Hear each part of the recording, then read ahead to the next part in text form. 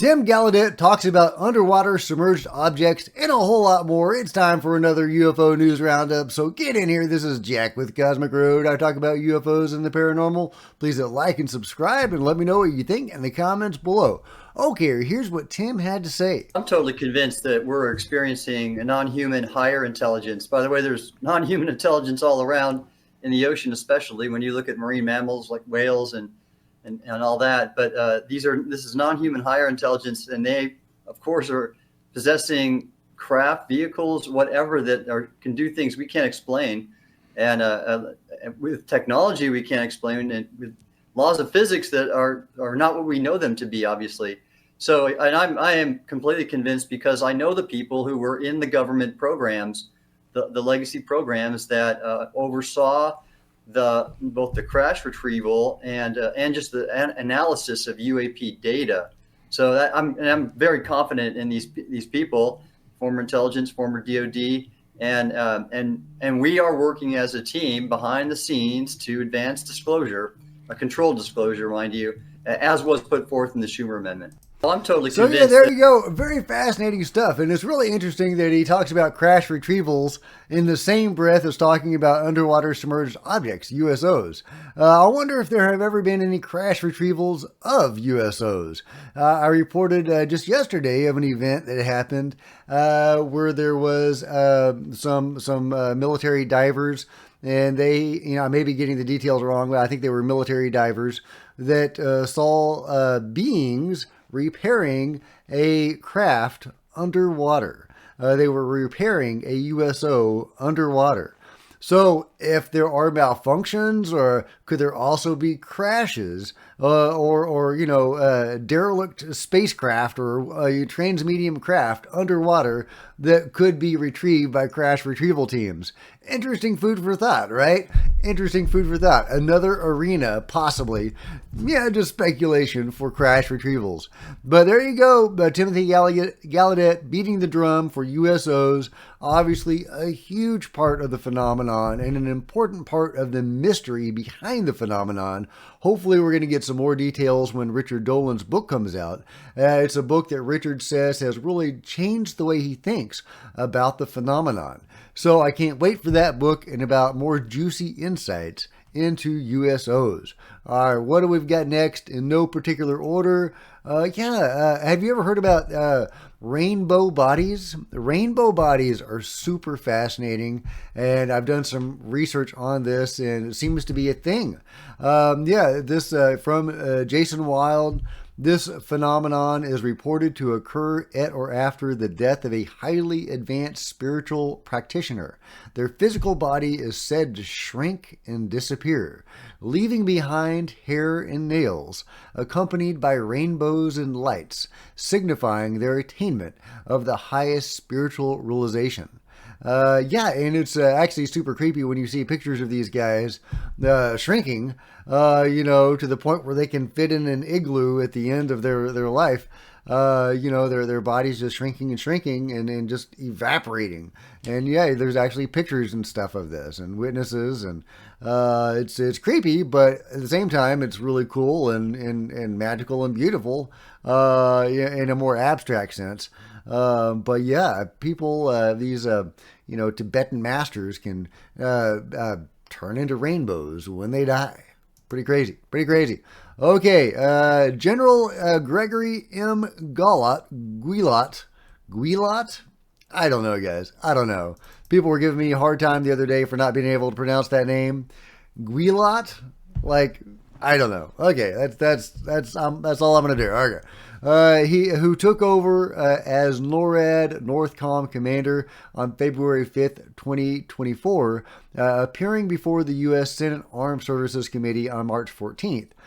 He said, "I've gone into the events at Joint Base Langley Eustis, and I'm using that as the centerpiece of my 90-day assessment to see where NORAD and Northcom can and should do more, as this emerging unmanned craft capability outstrips the operational framework that we have to address it." Yeah, so that whole Langley thing, the Langley Air Force Base, not the CIA, is getting a lot of play, as it should. Here's what he had to say. A little bit of it. It's 2 minutes long. Senator Kane, please. Thank you, Mr. Chair, and thanks to our witnesses for your great service. General Guillaume, I want to begin with you. My colleagues and I on this committee have recently discussed installation security with respect to drone threats at bases in the United States, recognizing that we're in an unclassified setting. What can you tell me about how Northcom is addressing this issue, and with what partners are you working this challenge? Senator, Northcom, as part of my 90-day assessment, to tell the truth, the counter-UAS mission has dominated that so far in the first month. Of course, I knew it was an issue coming from another combatant command where we faced that threat in a very different way because of the environment, but I wasn't prepared for the number of incursions that I see. Gone into the events at Joint Base Langley Eustis, and I'm using that as the centerpiece of my 90-day assessment to see where NORAD and Northcom can and should do more as this merging capability outstrips the operational framework that we have to address it. And can you talk about other partners that you're working Yes. with? Because obviously there's sort of a law enforcement component of this. So who else is working with you on this problem set? Yes, sir, absolutely. So primarily Department of Homeland Security and Department of Justice along the border have the primary responsibility. That's who I'm working with there. In the interior, it's the services that have the responsibility for defending their bases. Anyway, so he goes on a little bit, but there you go. They're using UAS now as a new acronym or whatever for UFO or UAP.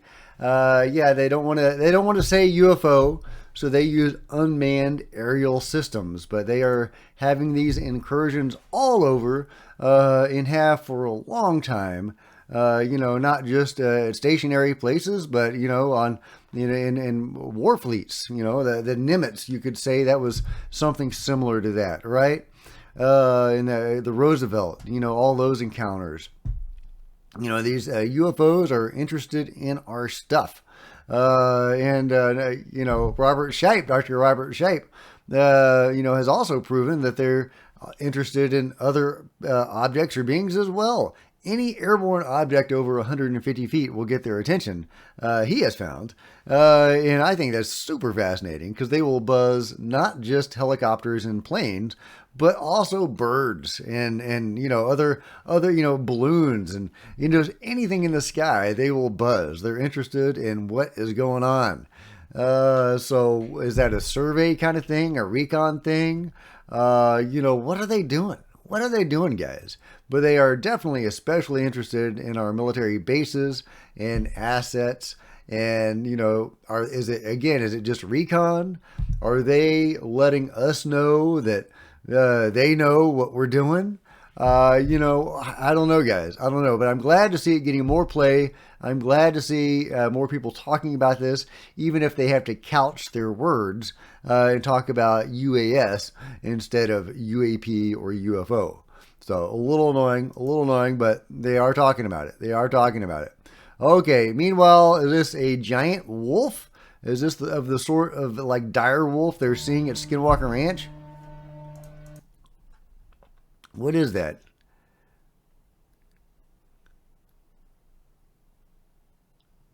Yeah, obviously we couldn't get clear footage of anything. That would be way too much to ask for. That's a big wolf. It's a big wolf. It's kind of hard to judge its size, but it definitely looks bigger than an ordinary wolf. They're saying it's the size of a horse. I don't know. Maybe they've done the math on that. But it's certainly a big wolf. I mean, look at that. Look at that. So, I guess the question is it just a regular wolf, a big wolf, or is it a more anomalous big wolf of the sort they have at Skinwalker Ranch and beyond? Jay Stratton, the man that ran the UAP task force to start with, was haunted by a dogman, wolfman, skinwalker, whatever it was, He and his whole family and people that were in their social orbit after he came back from Skinwalker Ranch, they were haunted by this hitchhiker effect type phenomenon of this basically a werewolf, an upright, wolf-like being with black hair and glowing red eyes that was malevolent. Crazy stuff. I mean, the truth is weird, guys. We've got rainbow bodies. We've got werewolves. The truth is weird. The truth is weird, guys. All right. Check this out. This is really interesting. A friend from Steph, a friend of mine works on an oil rig offshore of redacted Mexico. Rig and name, exact location redacted. Okay, whatever. The locals in the area believe that an underwater USO base exists there. They say that ever since the aliens arrived, there have been no hurricanes, and that they're grateful because they used to get hit every year. Last October, the NHI showed up and allowed these photos to be taken. I see one pic of a triangular craft and 2 pics of a saucer. One of the most amazing I've seen. So yeah, let's check out these pics. Let's check out these pics from Redacted. But yeah, I mean, if that's legit, that's a pretty cool sighting. Look at that. That's a very, clear saucer right there. Look at that. That's awesome. That's awesome. And that looks more triangular. But yeah, but look at what it said. After the U.A.P. started showing up, there have been no hurricanes. They used to get hit every year. But since these beings showed up, there's no hurricanes. That's wild. That's wild. And that was sent to me by Troy. So thank you, Troy. That was a great story. Here's from the Black Vault talking about the Dean Johnson FOIA request that was super interesting. In a recent FOIA release, the Department of Defense provided documents in response to a request by Douglas Dean Johnson. The request, filed under case number sought information about the Joint Chiefs' guidance on UAP reporting and material disposition. And I've already reported on this, but I thought I'd go over some of John Greenwald's thoughts on it.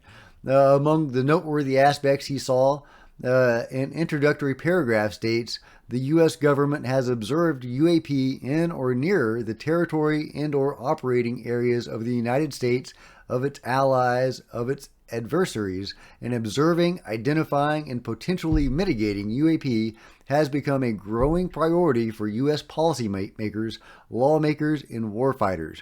The potentially ubiquitous presence of UAP defines the national security implications of those anomalies, which range from operational hazards and threats to technological and intelligence surprise to adversaries' strategic miscalculations.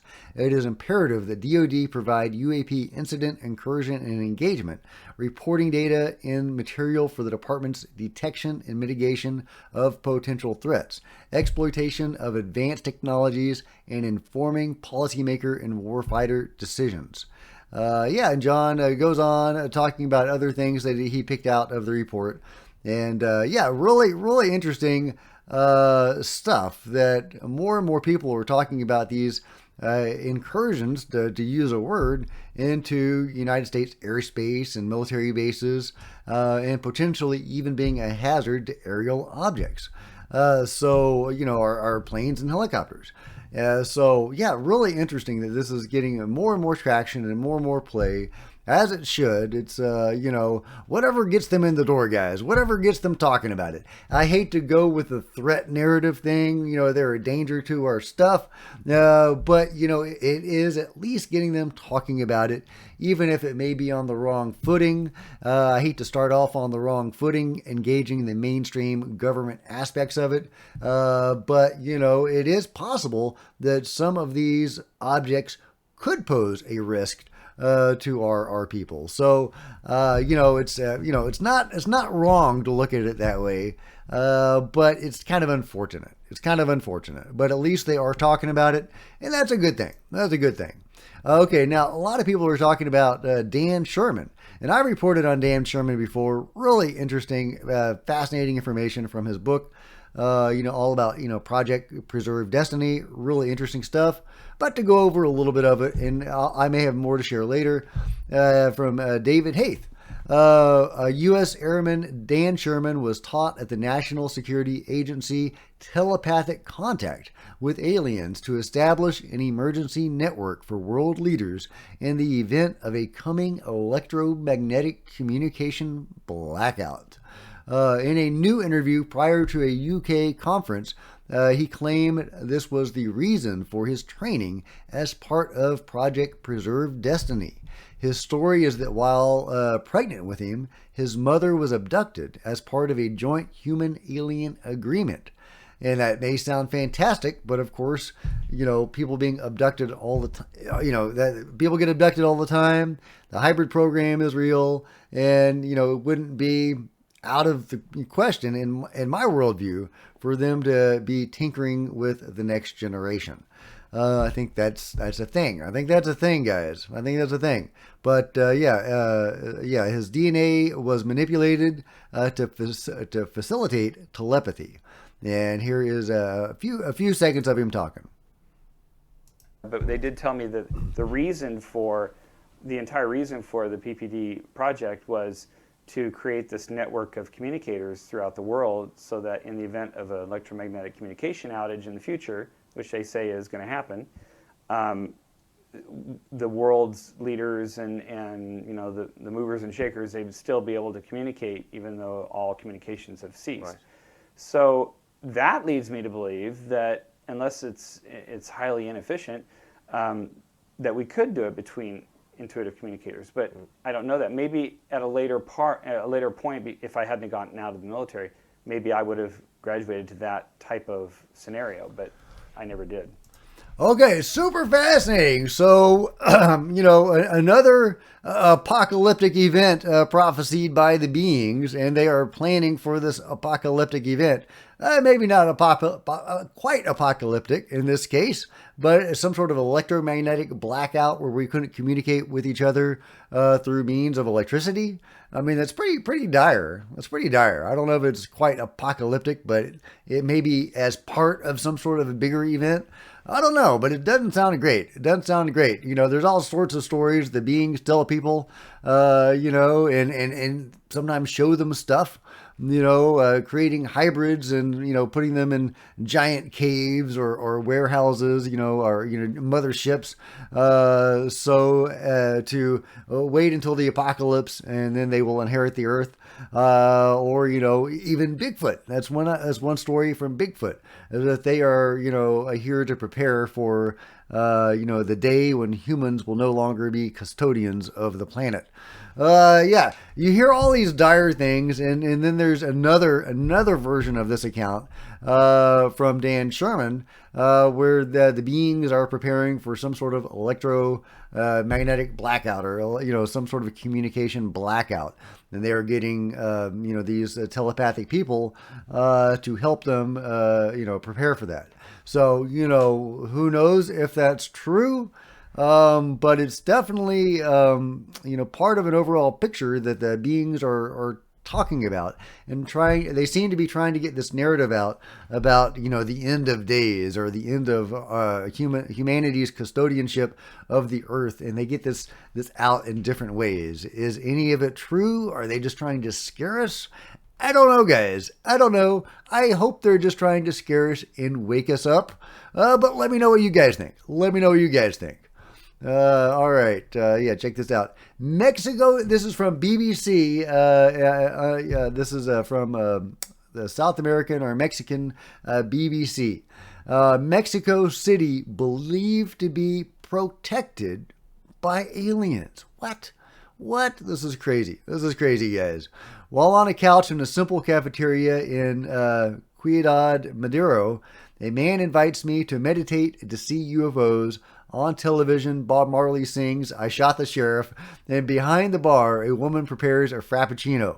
Really interesting. They say they've seen them, the UFOs, that there is an underwater base about 40 kilometers from the coast.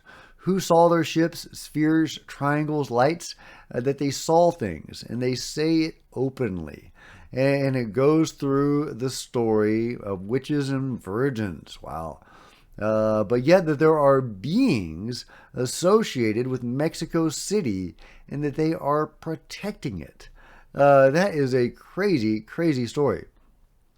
So yeah, and I'll let you read it at your leisure, but really fascinating stuff. Fascinating stuff, guys. Who knows? Who knows, guys? But it's fun. It's a fun story. It's a fun story. Okay, here we go. We got Richard Dolan. I love Richard Dolan. I'm really looking forward to his book about USOs. But this is information that he got from a Boeing engineer talking about classified projects and apparently, man-operated UFOs or ARVs. One of the weirdest things this man said to me is that these objects would jump. And I'll never forget this. I said, what do you mean jump? What does that mean? He says, well, I'm not so sure either, but they're here and then they're there. They would jump, or then they're over there. And then he said, and look, this is just what he said to me, but his indication was that they would jump not just through space, but yes, through time. That was his understanding.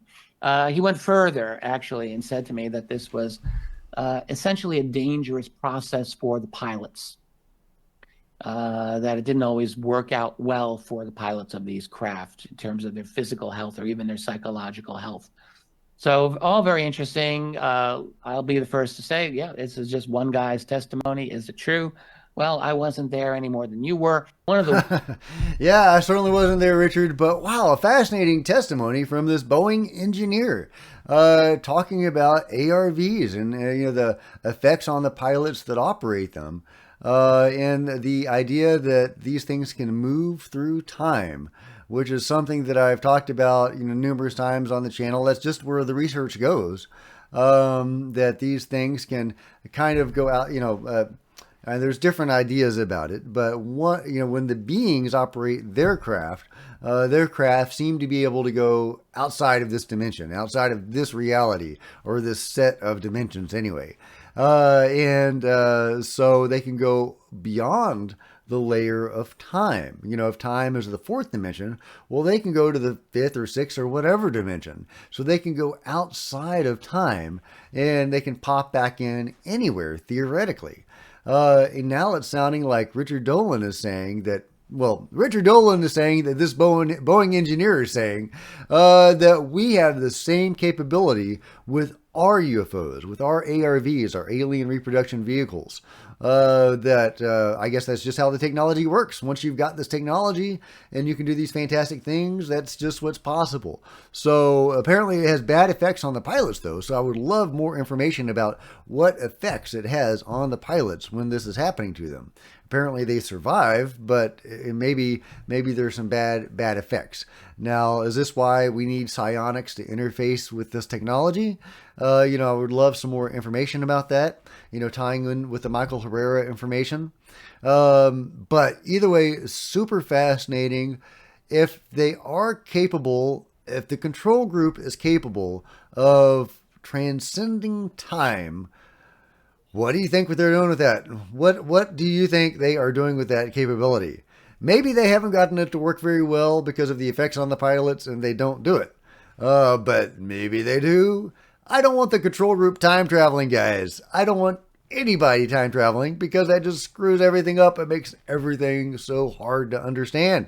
You're trying to, have a sequence of events in place, get some causation going. You can't have any causation with time travel. A leads to B. It doesn't have to go that way. B can lead to A with time travel. It's so frustrating. Okay. But there you go. Very, very interesting stuff from Richard Dolan. Love it. Meanwhile, the Masters prepping for disclosure. I love it. I love it.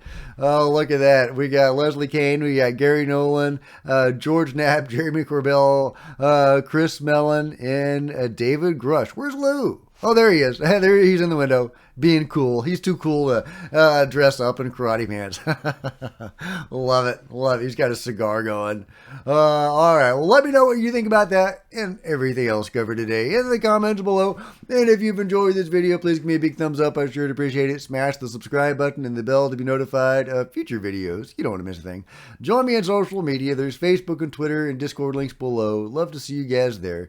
If you wanted to support Cosmic Road in a bigger way, please consider grabbing a coffee mug or a t-shirt in the merch store below, or by becoming a channel member. Channel members are rock stars, and I really appreciate you guys' support. Thank you. Also, channel members frequently get to see videos hours ahead of everybody else. Meanwhile, there are plenty of other videos on the channel, and I'll see you guys next time. This is Jack with Cosmic Road, signing out.